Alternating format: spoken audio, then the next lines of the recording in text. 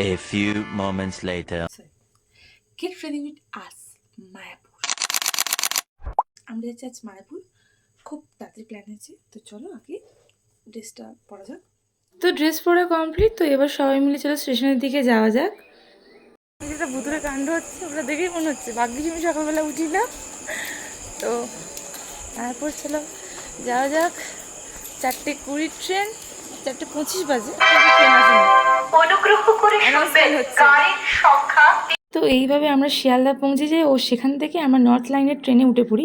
তো এটা কোনো মিনি ব্লগ, জাস্ট আমি কোনো লং ভিডিও দিচ্ছি না, ইনফরমেশনাল ভিডিও দিচ্ছি না।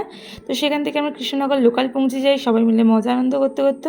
তো সেখান থেকে টোটো রিজার্ভ করে নেওয়া হয় এবং সেখান থেকে আমরা চলে যাই মায়াপুর ইস্কন মন্দিরের উদ্দেশ্যে।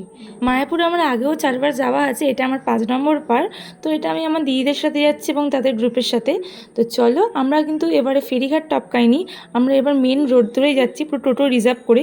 তো খুব সুন্দর সেদিনকে ওয়েদারটা ছিল, না বৃষ্টি না খুব গরম। তো গল্প করতে করতে আমরা চলে এসেছি মায়াপুর ইস্কন মন্দিরের দিকে। এটা আমাদের ডে 1 ছিল, বাকি ডেগুলোতে আমি মজা করলাম না কি হলো সেগুলোর জন্য আমাকে ফলো করে রাখো। তো দেখতেই পাচ্ছ আমার মুখের আনন্দ, এটা 5 নম্বর বার আমার মনেই হচ্ছিল না। ওদিকে দিদি আমার মাসির বিরিয়ানি, ফেমাস মাসির বিরিয়ানি দেখাচ্ছিল।